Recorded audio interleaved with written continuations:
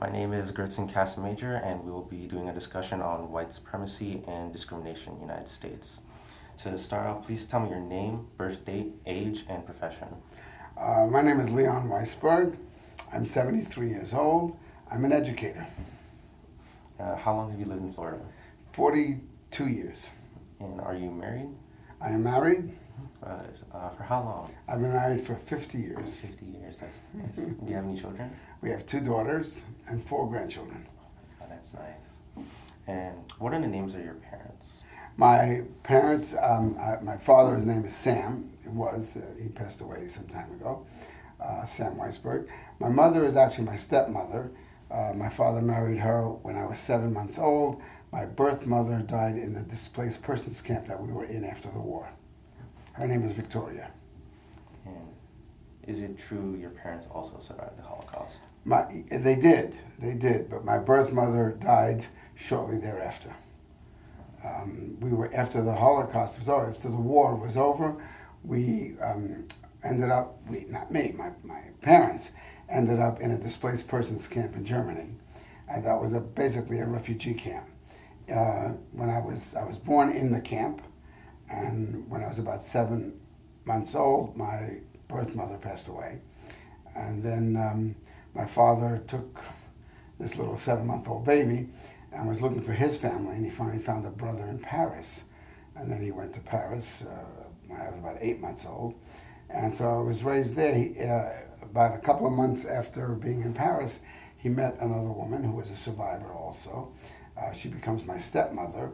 And for all intents and purposes, I kind of refer to her as my mother because from the point I was 9 months old, she raised me. And in your own words, define social justice. Social justice is a challenge. Social justice is also determined by what society you're in and who the social group is. So that also. But here in America, in our Western culture, social justice is basically the premise of the laws that are established by the society and trying to mediate people to understand how those laws function and how you're supposed to stay within the confines of those laws. And the justice part is basically to go after those individuals who don't follow those societal norms and try to remove them from the social, from the social order. Do you think your parents influenced your views on social justice? Very much so. I grew up in a home of survivors, and everything was always about what the Nazis did, and the more I heard about it, the more I learned about it, the more I studied it and looked into it. It was like that's what I'm saying. In that society, during the Nazi era, social justice was get rid of Jews and get rid of undesirables and get rid of subhumans and get rid of homosexuals, and that was the social justice of that society, and the society bought into it. So that's why it's very important to understand what our society is made up of, and what our laws and what our ideas are of social justice. But based on the fact that I came not only from my parents, but all my parents' friends were survivors. That's who they hung out with. From the old country, they all came here. They stayed together. Their children, my parents' friends' children, would be my contemporaries, and we all kind of grew up in this post-Holocaust environment. So for us, our faith was very important, our religion, our culture was very important, and we were in the forefront of social justice situations. I remember during the 60s, very much we supported all the uprisings that were going on in the South, the black sit-ins, and then when we saw pictures on TV of the dogs, nipping at the marchers or the blacks and whites who were protesting the abuse of civil rights. We were all around that because to us it was like, how could you do this again? It's like this is all over again with a different group of people, the Holocaust and my parents were very influential in my understanding of social justice. And Have your parents ever told you what they personally experienced during the Holocaust? They didn't like to talk about it. They really, really didn't. It was a difficult conversations because my father would generally say, "You don't need to know that stuff. Better you don't know." My mother was very traumatized. She was 19 years old when she was taken. Her entire family, she was taken right to Auschwitz from southern France, from Drancy. And so she never wanted to discuss it, never wanted to talk about it. Later on, when I came to Florida at the age of 30, I invited my mother as a survivor to speak there. I was in a school, I was running a school. It was Holocaust Memorial Day. And I asked her if she would come and speak to the students about her story. And for the first time in her life, and she must have been, if I was 30, she must have been 55, she said yes. And so she got into the room, and I introduced her, and I went and sat in the back, and she started to talk to the kids, and all of a sudden I realized that as she's talking, she was telling a story that I'd never heard before. And she was really talking to me. But she was using the students as the medium to tell me the stories. And afterwards that just opened the door. And then I would talk more. I asked questions about her stories, and slowly she told me. My father, he never was in a camp. He was never in a camp. I mean, my mother was in Auschwitz, but he was never in a camp. He ran away in the woods. And he just escaped until 1944 when he ended up in the Lodz ghetto. But otherwise, he stayed in the woods all the time. So he would tell me some stories about working out. He made believe he was Polish. He passed on that, and he worked on farms as a field hand, odd jobs, and that's how he survived the war. He was never really locked up. Do you think white supremacy is still an occurring issue today in the United States? Yeah, absolutely. And in the world? In the world, well, in the world, that's too broad. In the United States, for sure, because there's this division, there's the divisiveness. We know all the Aryan groups where they are. Actually, Florida has one of the largest Aryan the websites with the IP addresses.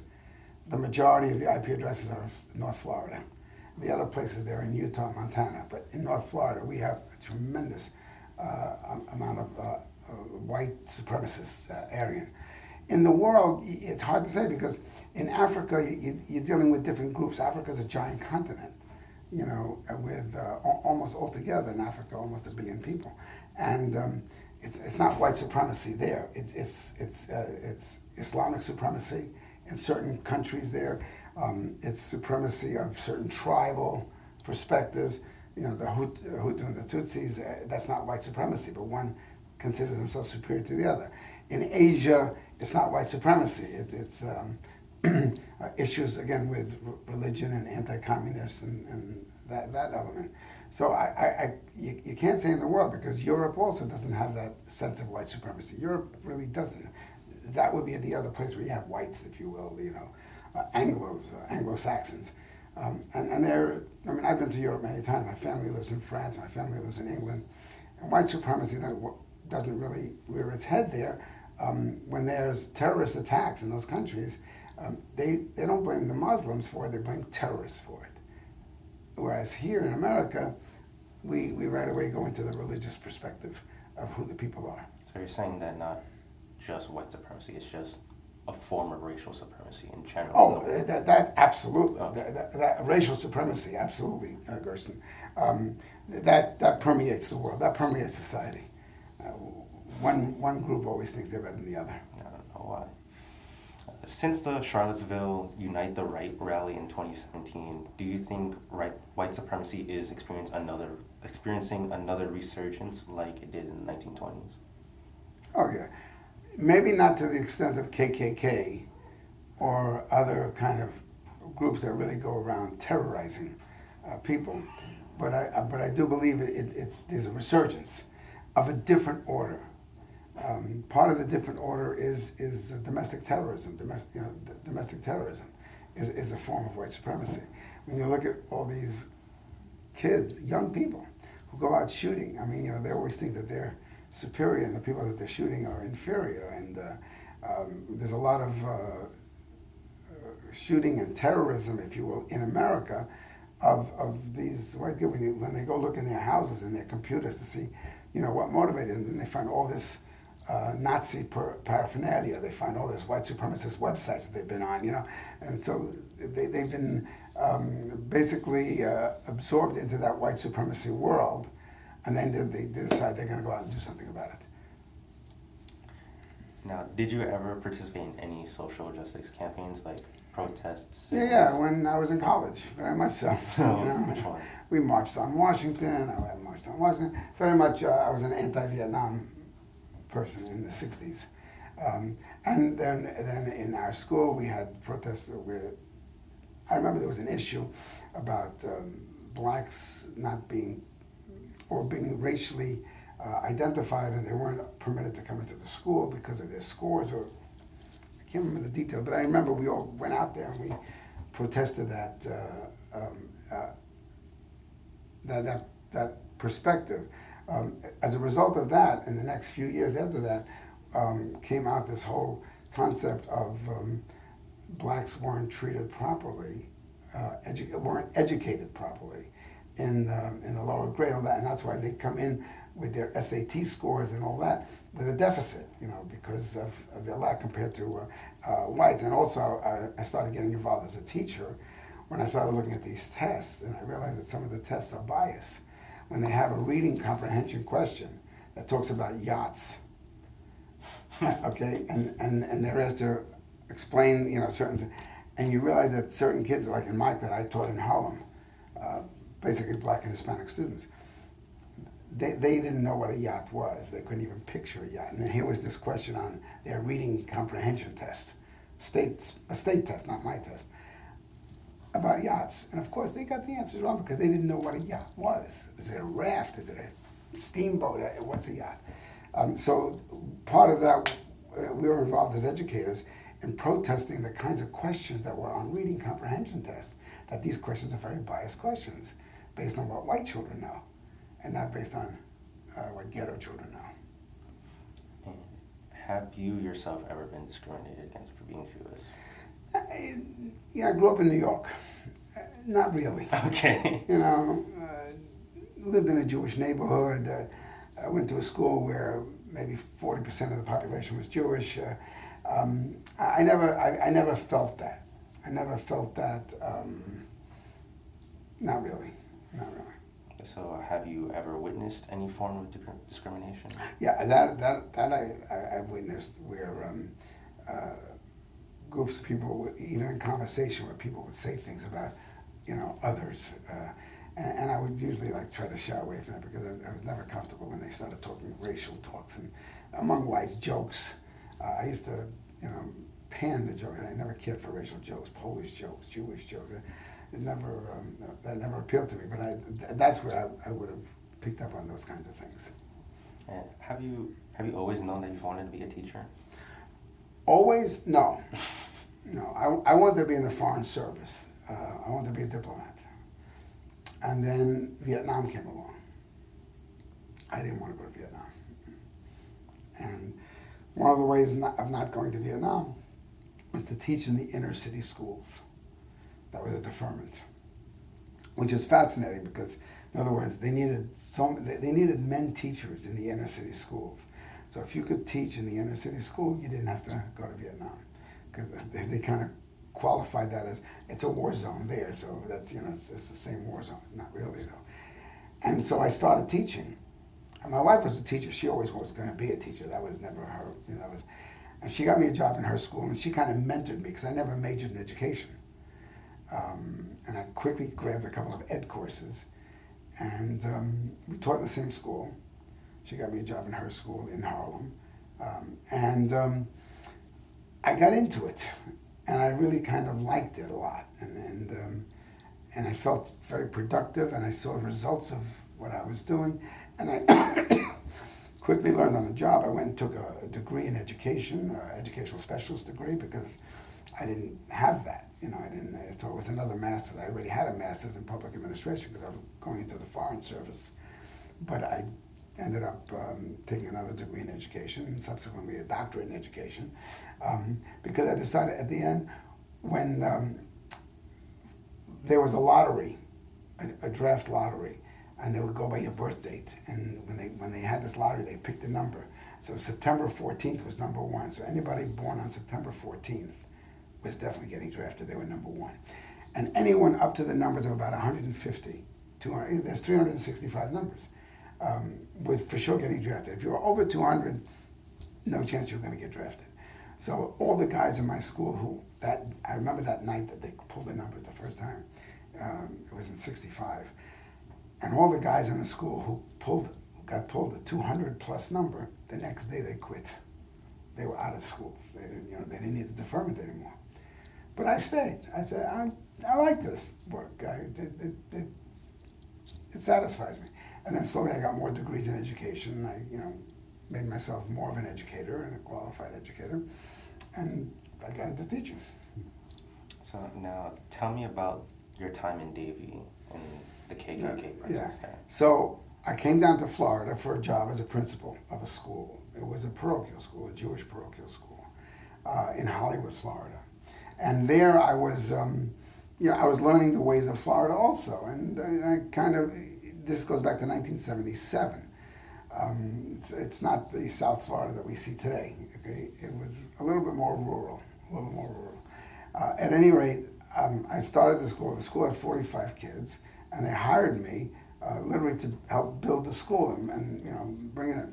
And people were enrolling. A lot of people were moving to Florida. A lot of Canadians, particularly Jewish Canadians out of Quebec because of the French issues up there.